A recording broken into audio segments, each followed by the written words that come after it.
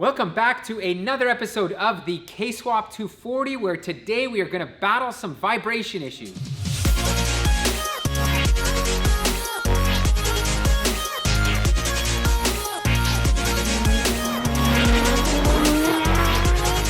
We have ourselves a serious vibration issue. I've been driving this car on the street, and let me tell you, everything vibrates. The rear view mirror shakes so much that I can't even see out of it, and we have had some bolts back out. I actually lost a transmission bolt on my drive home the other day. All of a sudden I hear tink, tink, tink, tink. I look in my side mirror, and what do I see? A bolt flying down the road. I was like, uh-oh, this is bad.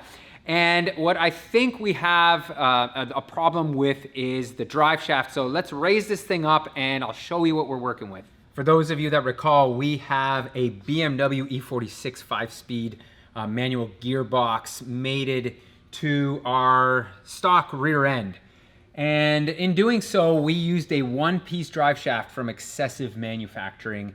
And after looking at it, I've kind of figured out that we have no real suppression from vibration on it. So this is directly connected to these gearboxes, and they're already notoriously loud, notoriously noisy, and they vibrate quite a bit. So they usually come with like a rubber guibo right there that would isolate the drive shaft from the gearbox. We don't have that, so we've got that directly connected, which would be fine for a race car. Like on the racetrack, this car doesn't have that feeling that it has a ton of vibration, but when you drive it on the street, it is, to me, just awful. I'm at a point where I really want to do something about it.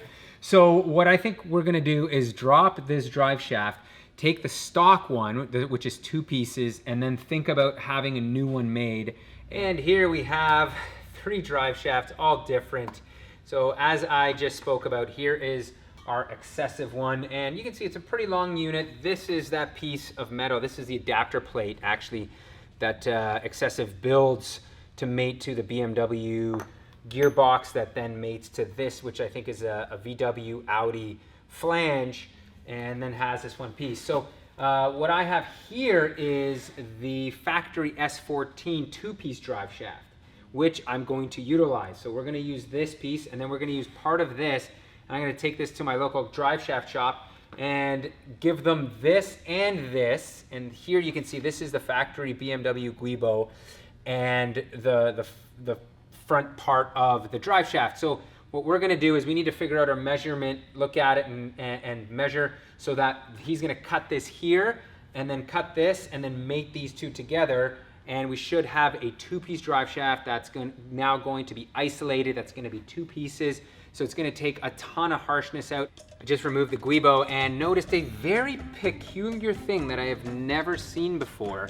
Check out this nut. It looks like it's been like cracked off. I've never seen anything like that before. I've seen where they get shaven down, but that looks like a chunk of the nut just like broke off.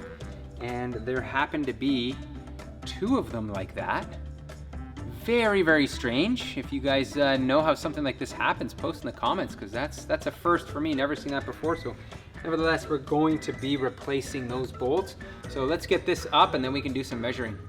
So we've got the guibo bolted on there, and now I am going to measure from there to the end of drive shaft here, which is 81.3 millimeters. So that is the length that we need for the new one. To recap, we have our S14 rear portion of the drive shaft in there. So now we've got the front one, and my mistake, that was not millimeters, that was centimeters. So 81.3 centimeters is what we need for the total length. So what we're gonna do is have the drive shaft chop it around this area. So that would be 35 centimeters this way, and then the rest 46.3 this way. And now we will have our custom front portion of the drive shaft done. If you watched our track test video, the previous episode on this car, you would have heard me complaining a fair bit about the difficulties I was having with heel and toe downshifts. And admittedly, once I put on my racing shoes, it was better than it was, but it still was quite a stretch to go from the very high, firm, short travel brake pedal to the much lower throttle pedal, which is just not only lower, so difficult to get to, but also spaced quite a ways to the right. It just ergonomically it was a bit of a disaster. So, Yeah, these cars have always had issues with heel toe. have they? Okay. Yeah. Yeah, I think this might be the first S14 I've ever driven, and I really like the chassis. I think it's a really responsive chassis on the track, but ergonomically we do have some challenges to deal with. And we thought, well, why don't we just try the simplest solution right off the top, and that is to go to a wider throttle pedal. And this obviously bolts onto the existing pedal, so not only is it going to give us this wider chunk here that I can get my foot onto, but it's also going to shim it up by the thickness of the pedal. So we're going to gain a bit of, a better evenness with the brake pedal and better spacing to it as well, I think. So this might be all it needs, and I'll be a happy camper. Hopefully Pete will be a happy camper in it too, and that will solve that issue. So this also, by the way, was originally like a raw aluminum, but Pete was offended by that. So. Listen, all I could find on eBay was cheesy pedals, so I've made this as not cheesy as possible.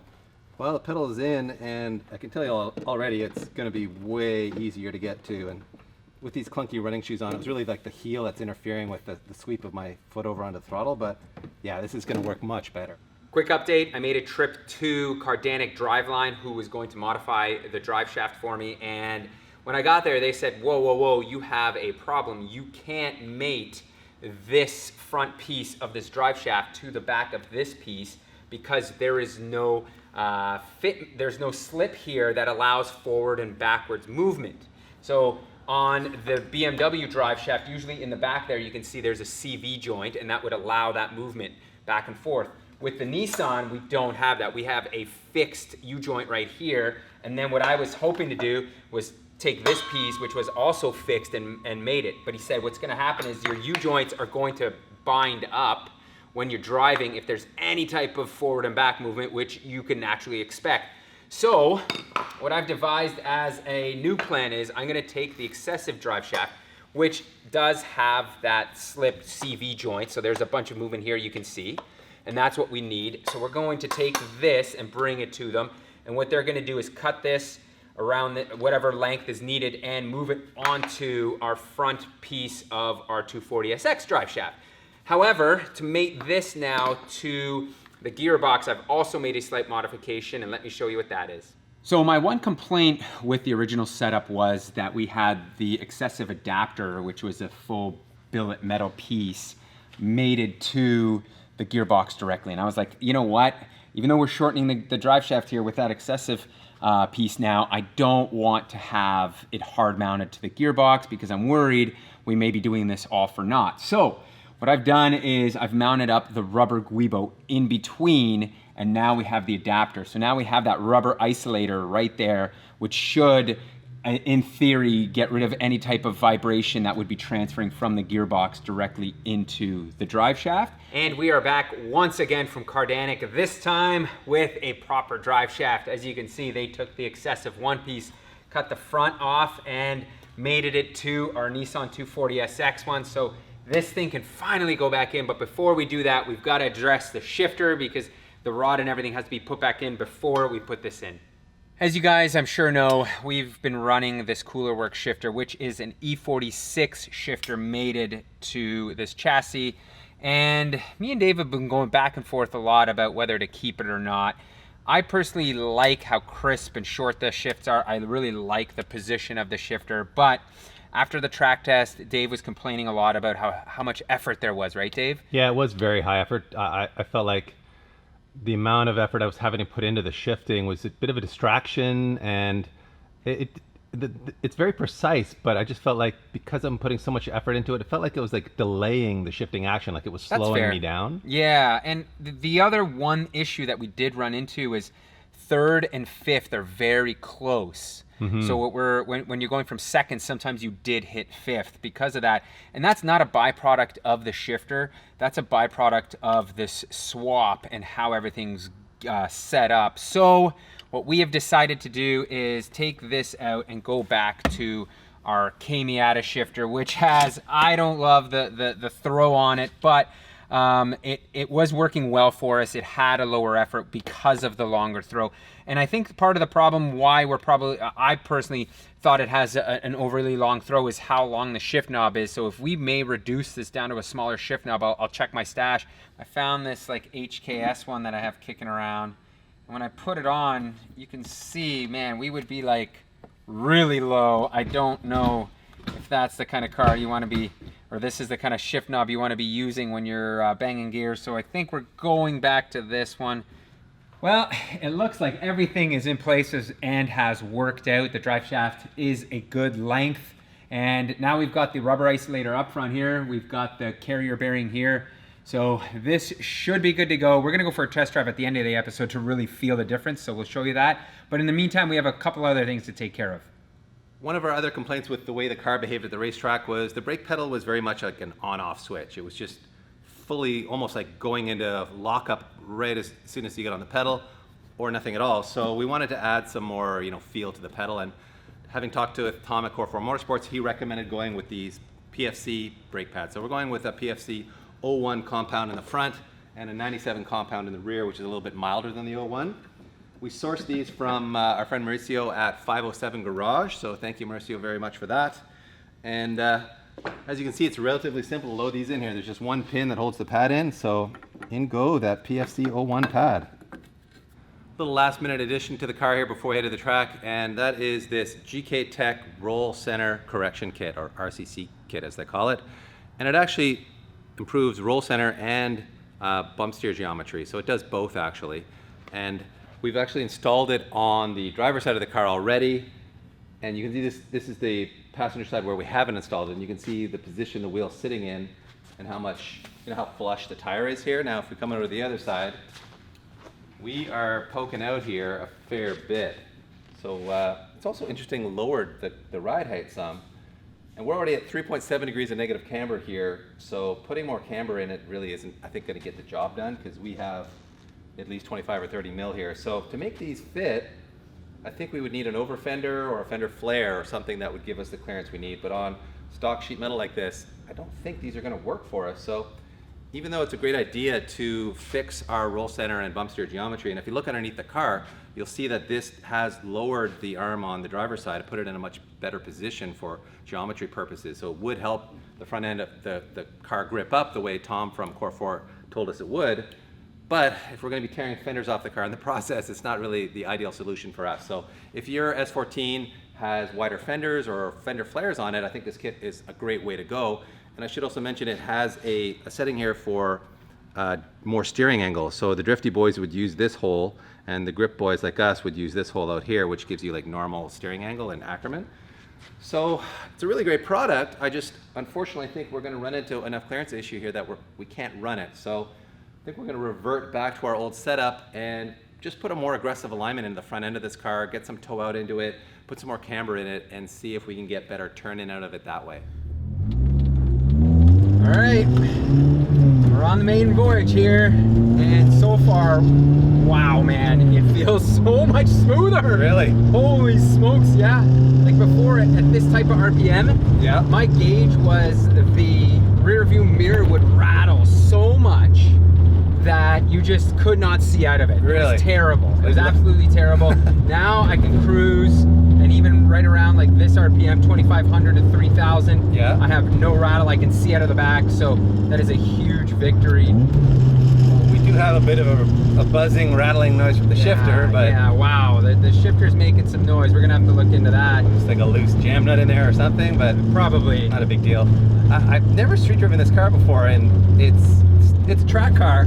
It's a track car, man. It's noisy, it's loud, so we do apologize for the audio if it's not great. Yes. But the shifter, like, I just don't love the throws, but it's incredible how different it is than the Cooler Works one in terms of effort. Okay. It just feels so much lighter, like throwing it into gear. It's long though, like you can see. Yeah, it is long. Having to like put it in, but it's still precise. And it's much lower effort, I assume? It is. Oh man, the effort is night and day in that sense. So it's crazy to feel that. But wow, I'm telling you, that vibration and the noise and like everything is gone, aside from the shifter making some noise. Right. Like this feels more like a street car now than before. I was like, this is track only. I would not want to be driving this thing very often on the street. Now I could definitely tolerate it. Well, there you go. I mean, we just learned that a two-piece setup with proper damping in it is something you want on a street car. For sure. Right? For sure. I mean, yeah, for sure.